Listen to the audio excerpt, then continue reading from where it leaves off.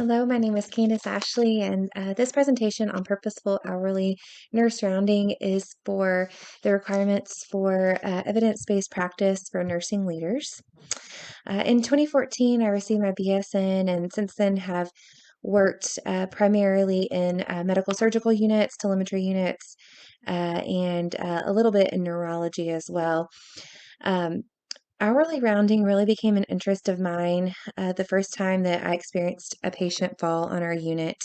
It made me think, what are ways in the busyness of the day that we can help keep our patients safe from falls. And so this project was of a great interest of mine.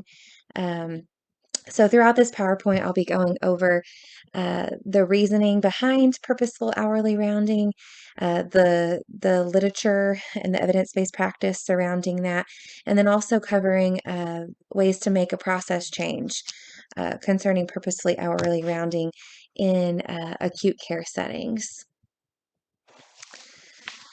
So first of all, what is the significance? And this is my introduction here that we just went over.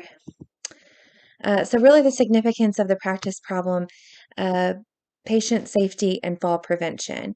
Evidence-based practice and research shows that purposeful hourly rounding really does help decrease patient falls throughout their hospital stay.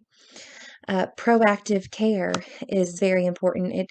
If we're going in every hour or every couple of hours, depending on how the facility does it, as far as like CNAs and nurses switching off hours, um, that proactive care of anticipating those patient needs of, do they need something that's across the room? Do they need to use the restroom? Things like that. Just meeting those needs before they occur can really help uh, decrease that risk. It also significance of the problem it's a lot of impact on the patient, the family, and the hospital. So on the patient, that's pretty obvious. They could end up getting hurt if they fall. For the family, it's their loved one that's been hurt potentially. It's also extra time for the patient in the hospital. And then for the hospital, uh, and for the family and the patient, the cost is a concern. But for the hospital, those costs that are involved um, that come from patient falls are often not reimbursed uh, by Medicare. So that can be an issue.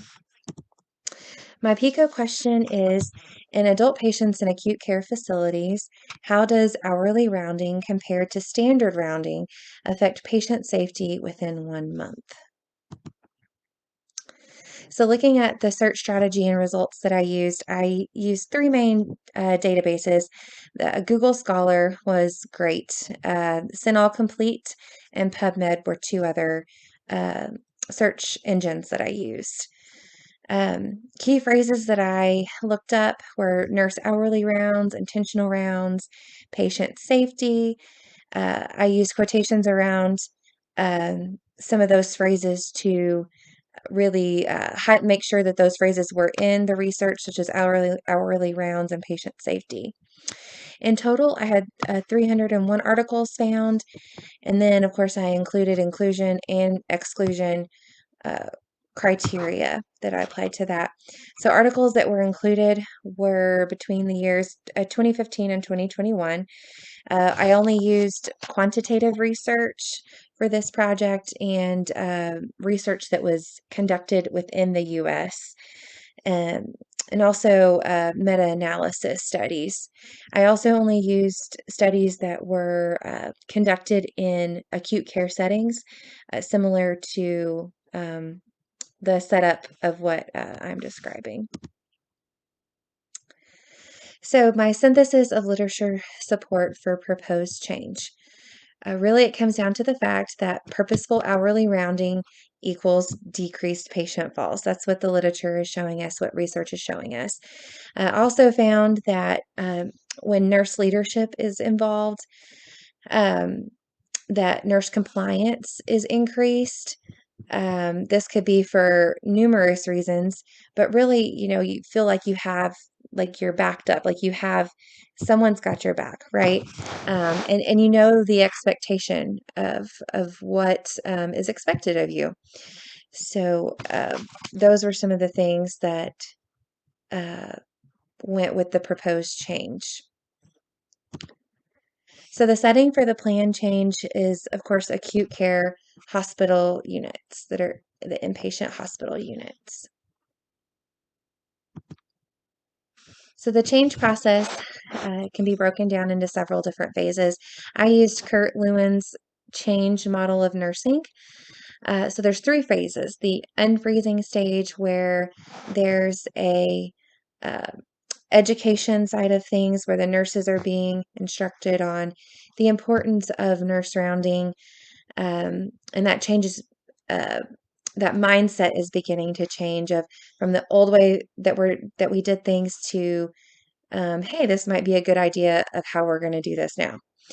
The next phase is the change phase, uh, where that implementation takes place of the hourly rounding and the charting of the hourly rounding. And then lastly, the refreezing stage, where that purposeful hourly rounding becomes the new norm for the units. During all this, the education of the staff is very, very important, just to make sure that, one, that there's compliance being met, but then two, the staff is bought into the reasoning um, behind the change, because uh, that's really one of the main things is people want to know why. We don't want to just do something to do it, but seeing the logic behind it and seeing over time that their patients are falling less, that can really make a big impact on the staff buy-in. So implementation of the hourly nurse rounding includes the 5 Ps. Um, Pain, first off, of pain, asking the patient if they're in any pain or if you've given pain medication, seeing if how that medication is effective, seeing if it's effective. Ask them, do you need to go to the restroom? Is there anything that I can get for you in the room as far as chargers, phones, their call light? The next is plugs, making sure their IV pole is plugged in, their charger is plugged in, things that they might need. And then position, asking them, are they comfortable? Is there something that you could do to help them be more comfortable? So during the evaluation process, audits will be done, education of the nursing staff, and then reevaluation is important as well. And I put a time frame of 1 month. So the auditing, as far as the nursing rounds go, when there can be the direct observation auditing, as well as uh, auditing the charts to make sure that there's compliance with charting, and that the staff is understanding uh, the whole process, and then going back and educating the nursing staff to make sure that there is that understanding of what's expected and the reasoning behind it, and then continuing with the auditing process throughout that 1 month, and then coming back and doing a reevaluation, a meeting, a question and answer time, to see what can be changed, what questions are had, that can all help with the process. So data collection and analysis, this is mostly a quantitative study involving direct observation and chart audits, which I just mentioned, and then also comparing those fall rates of the patients pre and post implementation. Plan for dissemination, institutionally wise, the nurse educator and nurse leadership really have the main roles in dissemination of this evidence-based practice, and making sure, as I mentioned before, that their staff is bought in and that they understand the importance of the purposeful hourly rounding, and that they're carrying it out appropriately. In the community, there may be nursing forums that the hospital leadership may go to and present this research that has been found, and ways that they have found to implement it that works really well. That may be a stepping stone for other hospitals, for them to start implementing similar processes. And then, of course, nursing journal publication of the research. That's also a way to present the information that's been found.